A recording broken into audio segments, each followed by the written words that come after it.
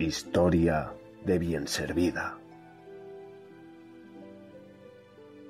El Imperio Romano.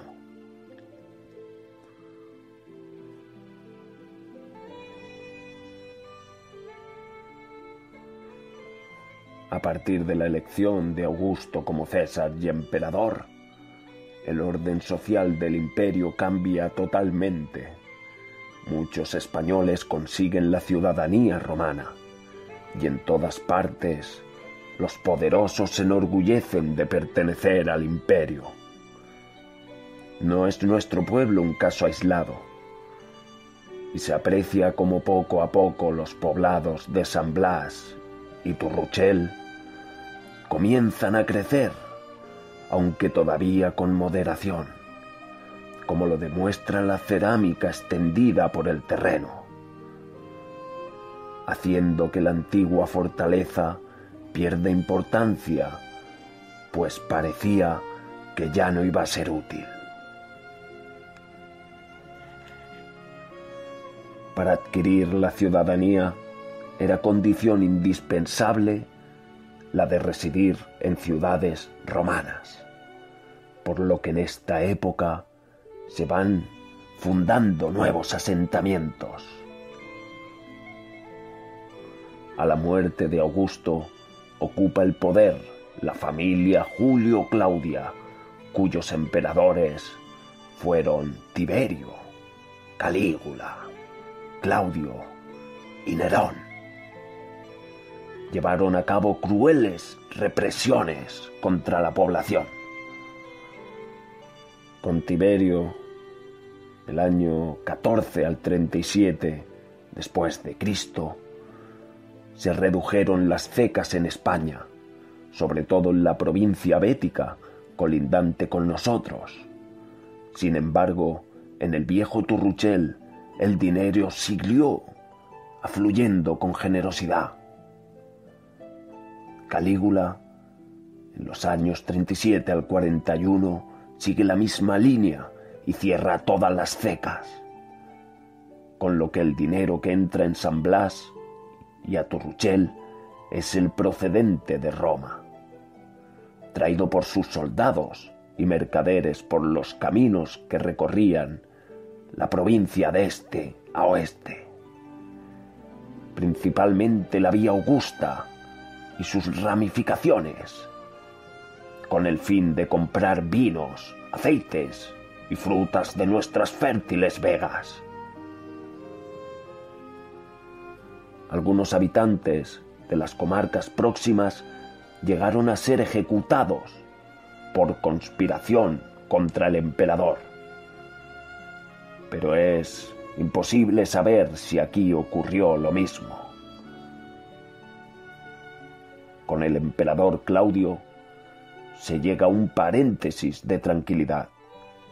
Se revisó por fin el catastro con el loable objetivo de que los impuestos fueran más justos, y es así, casi seguro, que de nuestra tierra salían productos para el suministro de los ejércitos de África.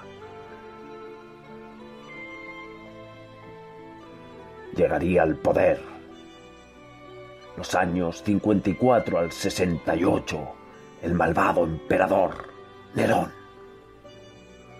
que provocó otra vez el descontento en estas tierras a causa de una excesiva subida de impuestos, de forma que estalló una nueva revuelta contra él que en España encabezó Galba, la cual subió al trono en el año 68, siguiéndole Otón, y en el 69 Vitelio. Con ellos hubo un respiro en cuanto a los impuestos, pues entraron en la Bética algunas recaudaciones procedentes de África. A estos emperadores les sucedió la dinastía de los Flavios, que se aproximó más a la línea de gobierno de Augusto. Vespasiano, los años 69 al 79, saca de España las legiones, lo que no deja de ser negativo en algunos casos, como en el de nuestro pueblo, que vivía del tráfico viario de los soldados. Además, nuestros jóvenes se incorporarían masivamente al ejército de Roma, con lo que la producción agraria disminuye considerablemente. Sin embargo, las ciudades y los pueblos pudieron autogobernarse, a condición de organizarse a la manera romana. El emperador Tito en los años 79 y 81 y Domiciano en los años 81 y 98 continuaron esta política, pero volvieron al sistema represivo de la familia Claudia, con la aparición en nuestra tierra de un incipiente modo de caciquismo o autoridad basada en el poder económico de los propietarios. A pesar de ser estos del mismo origen que el resto de la población, pero la reciente, entrenada ciudadanía le convierte en delegados del imperio, situación de la que se aprovecharon con avidez. Siguen a estos emperadores los antoninos, que consolidan el tipo de gobierno monárquico constitucional, si bien en ningún caso claramente hereditario.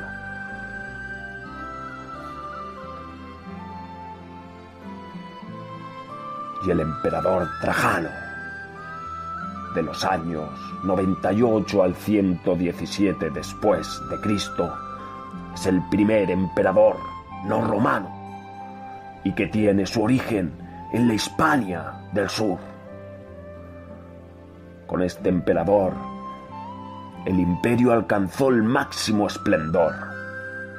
Se propuso proporcionar un alto grado de bienestar al pueblo, pero al autorizar que los senadores podían ser de provincias y como estos habían obligatoriamente de adquirir bienes en Italia, provocó que los poderosos se fueran a Roma.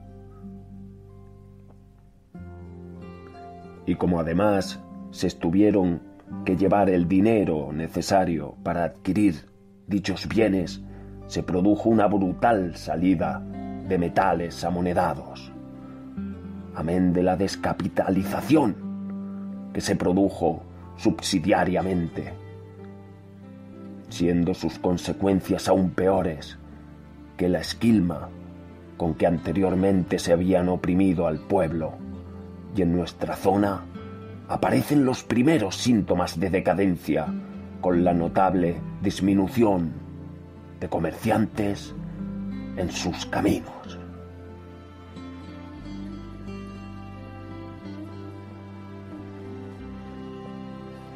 Al disminuir el comercio, disminuyó la burguesía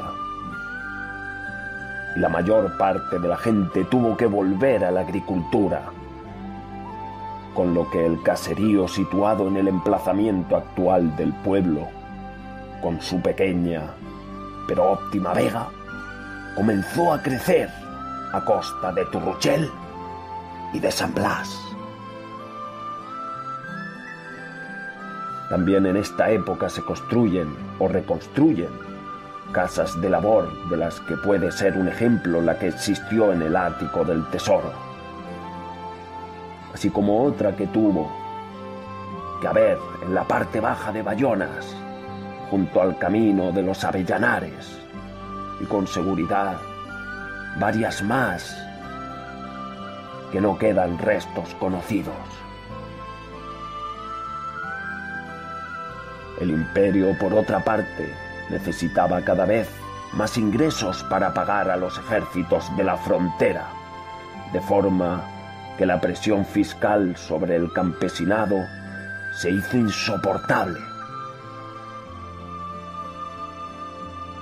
Bajo el mandato de Adriano, los años 117 al 138, también de origen andaluz, se dispensa de impuestos a Hispania, quizá porque ya el camuflaje de la riqueza de la población diezmada los hacía impoderantes.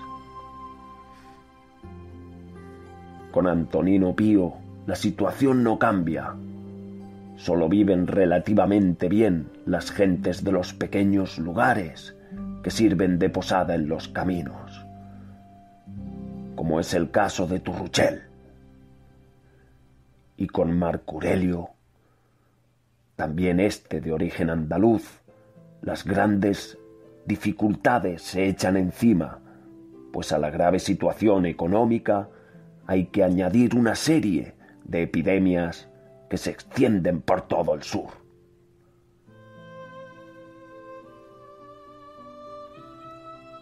De las que nuestro pueblo no se libró, por lo que se reduce una nueva disminución de la población activa. Por primera vez los habitantes de Bienservida oyen hablar de los mauros, o lo que es lo mismo mauritanos, a lo que se le da el nombre de moros, que con gran atrevimiento invaden la Bética en el año 172, llegando hasta tierras muy próximas a las nuestras, siendo rechazados enseguida, no sin antes haber saqueado los territorios por los que pasan. Con Cómodo, los años 180 y 192, la situación sigue deteriorándose. Se produce una crisis de autoridad e incluso un galo de nombre materno recluta un ejército compuesto de campesinos desposeídos y de otros descontentos con los que saquea los campos de Hispania. Se produce entonces una enorme confusión y cada ejército nombra a su propio emperador. Uno de ellos, Séptimo Severo, se impuso por la fuerza y como nuestras tierras habían tomado partido por Clodio Albino, a sus seguidores le fueron confiscados los bienes. Lo que no sabemos es si en los campos de Turruchel y Bienservida se llevaría a cabo alguna de estas confiscaciones. Aquí termina esta primera parte de Historia de Bienservida.